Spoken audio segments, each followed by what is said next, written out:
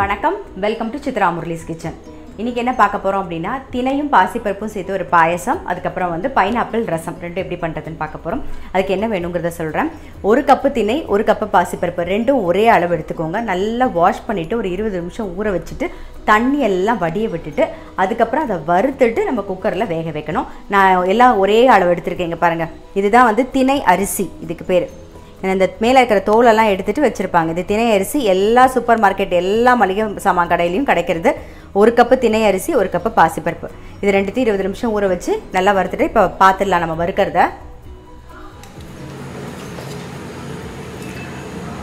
தினையும் பாசிப்பருப்பும் ஊற வச்சு தண்ணியெல்லாம் வடிய விட்டு எடுத்து வச்சுருக்கேன். 1 ஸ்பூன் வந்து கடாயில் எண்ணெய் விட்டுருக்கேன். இதில் இந்த தினையையும் பாசிப்பருப்பையும் லைட்டாக வறுத்துக்கலாம். நம்ம வாசனை வர அளவுக்கு வறுத்துட்டா போதும்.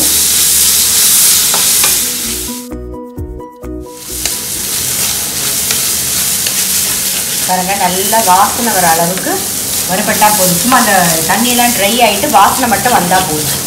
வறுக்கும்போது வாசனை வரும், பாசிப்பருப்போட வாசனை தெரியுதா? கலர் லைட்டாக சேஞ்ச் ஆகிடுச்சு பாருங்கள்.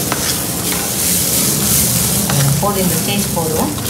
இதில் வந்து 1 கப்பு திணை எடுத்துட்டிங்கன்னா அதுக்கு வந்து ஒரு 4லேருந்து 5 கப்பு தண்ணி விடலாம். நான் வந்து 4 கப்பு தண்ணி விட்டுருக்கேன்.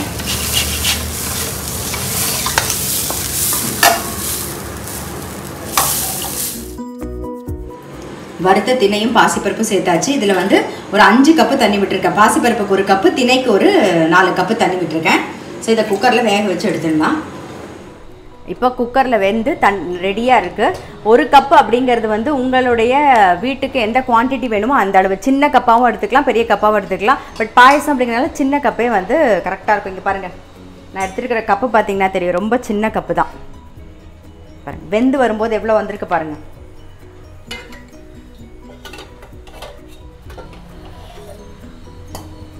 பாருங்கள், நல்லா வெந்திருக்கு பாருங்கள், தெரியுதா?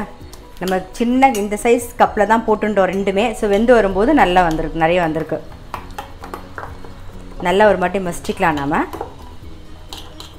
பாசிப்பருப்பு தினை ரெண்டுத்தையும் நல்லா மசிச்சாச்சு பாருங்கள், மசிச்சுட்டோம். இப்போ அடுப்பில் கடாய் விட்டு நெய் விட்டுருக்கேன் 1 ஸ்பூனு. இதில் வந்து தேங்காய் பல்லாக கட் பண்ண தேங்காயை நம்ம வறுத்து எடுத்துக்கலாம். இப்போ பாருங்கள், தேங்காய் வந்து லேசாக வறுபட்டுருது. இப்போ இதுலேயே முந்திரி பருப்பையும் வறுத்து எடுத்துக்கலாம். நம்ம தேங்காயும் முந்திரி பருப்பும் நல்லா வறுபட்டுருது, நம்ம வந்து எடுத்துடலாம். பாருங்கள், அதே கடாயிலேயே வந்து நம்ம வந்து வேக வச்ச பாசிப்பருப்பு தினையும் சேர்த்துடலாம்.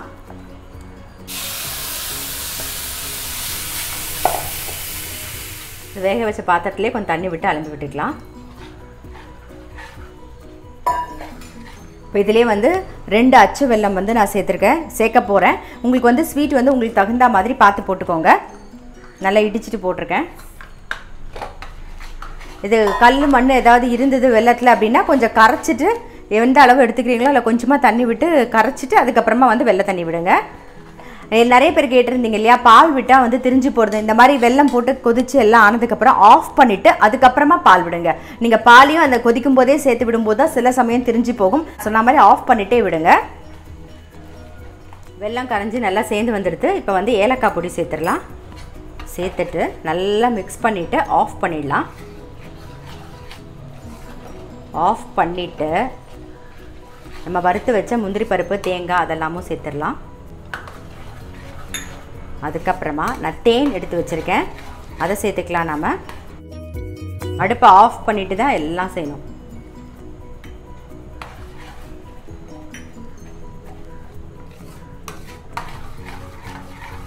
நல்லா மிக்ஸ் பண்ணிவிடுவோம். பாருங்கள், எல்லாம் மிக்ஸ் பண்ணி ஒரு 2 நிமிஷத்துக்கு மேலே ஆகிடுது. நல்லா கொஞ்சம் ஆறி இருக்குது.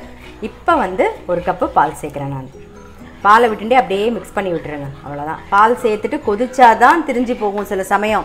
நீங்கள் கொதிக்கவே விட வேண்டாம், அவ்வளோதான். பாலை சேர்த்து காய்ச்சின பாலை சேர்த்துட்டு அப்படியே விட்டுருங்க, முடிஞ்சிருச்சு நம்மளுடைய. அதாவது இன்றைக்கி வந்து பால், தேன், அதுக்கப்புறம் பருப்பு, வெல்லம், தினை இதெல்லாம் சேர்த்து முருகருக்கு வந்து இன்றைக்கி தைப்பூசத்துக்கு தினை பாசிப்பருப்பு சேர்த்து பாயசம் வந்து ரெடி ஆகிடுது. தினை பாயசம் ரெடி ஆகிடுது. அடுத்தது வந்து பைனாப்பிள் ரசம் வைக்க போகிறோம். அதுக்கு ஒரு சின்ன நெல்லிக்காய் சைஸில் புளி கரைச்சி வச்சுருக்கேன். ஸோ அதை அடுப்பில் வச்சுருக்கேன். பாத்திரத்தில் விட்டு கொஞ்சம் மஞ்சள் பொடி சேர்த்துக்கலாம், கொஞ்சமாக 1 டீஸ்பூன் ரசப்பொடி, தேவையான உப்பு, ஒரே ஒரு வரமிளகா, கொஞ்சம் வெல்லம். இதெல்லாம் சேர்ந்து ஒரு கொதிக்கட்டும். நம்ம வந்து பைனாப்பிளை பொடியாக கட் பண்ணி வச்சுருக்கோம். இது மேலாக அப்புறமா போடுறதுக்கு இன்னொரு கைப்பிடி எடுத்து பைனாப்பிள் கட் பண்ணி வச்சதை எடுத்திருக்கேன். இதில் நல்லா கொதிக்கிற வெந்நீரை வந்து ஒரு கப்பு ஒரு டம்ளர் விடலாம். விட்டு அப்படியே ஓரமாக வச்சுருவோம். ஓரமாக வச்சு மூடி வச்சுருங்க. அந்த பைனாப்பிளை வெந்நீர் விட்டுட்டு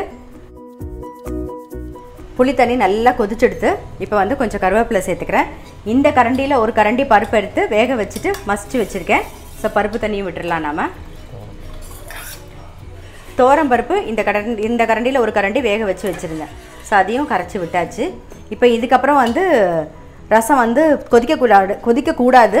நல்லா பொங்கி வரும்போது ஆஃப் பண்ணிடணும். நல்லா பொங்கி வர அளவுக்கு நம்ம வெயிட் பண்ணுவோம்.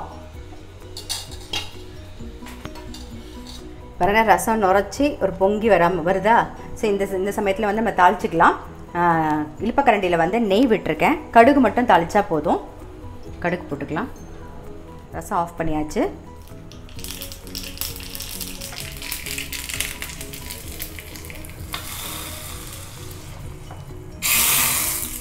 ரசம் தாளிச்சாச்சு. இது கொஞ்சம் ஆறட்டும். ஆறினோடனே தான் வந்து நம்ம வந்து பைனாப்பிள் ஜூஸ் விடணும். ஏற்கனவே வெந்நீரில் விட்டு பைனாப்பிள் வந்து ரெடியாக எடுத்து வச்சுருக்கோமா? இங்கே பாருங்கள். இதை வந்து இப்போ மிக்சியில் அரைச்சி நம்ம ஜூஸ் எடுத்துக்கலாம். இப்போ மிக்சியில் பைனாப்பிள் அரைச்சாச்சு, வடிகட்டிக்கலாம். நம்ம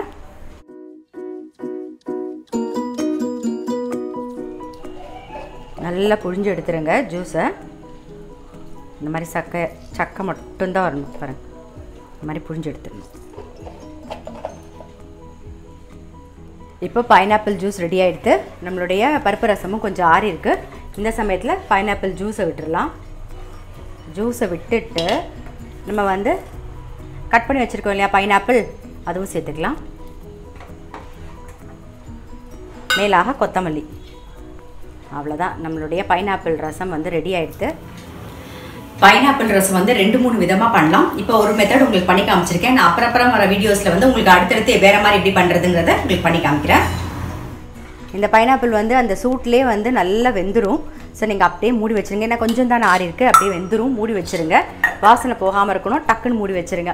இதை வந்து நல்ல சுடசாதத்தில் நெய்யை விட்டு இதை பிசைஞ்சுட்டு நீங்கள் சாப்பிடும்போது அந்த பைனாப்பிள் அதோட டேஸ்ட்டும் கிடைக்கும். நமக்கு பொடி பொடியாக கட் பண்ணி போட்டிருக்கோம் பார்த்தீங்களா? ஸோ வாயில் சாப்பிடும்போது க்ரன்ச்சியாக நல்லா, அதுவும் வாயில் கடித்து சாப்பிடும்போது நல்லா டேஸ்ட்டாக இருக்கும். ஸோ கண்டிப்பாக பைனாப்பிள் ரசமும் ட்ரை பண்ணி பாருங்கள். ஸோ இன்றைக்கி வந்து தினையும் பாசிப்பருப்பும் சேர்த்து ஒரு பாயசம், அப்புறம் பைனாப்பிள் ரசம் பார்த்துருப்பீங்க. கண்டிப்பாக உங்கள் வீட்டில் நீங்கள் ட்ரை பண்ணி பாருங்கள். நான் அடுத்த வீடியோவில் சந்திக்கிறேன்.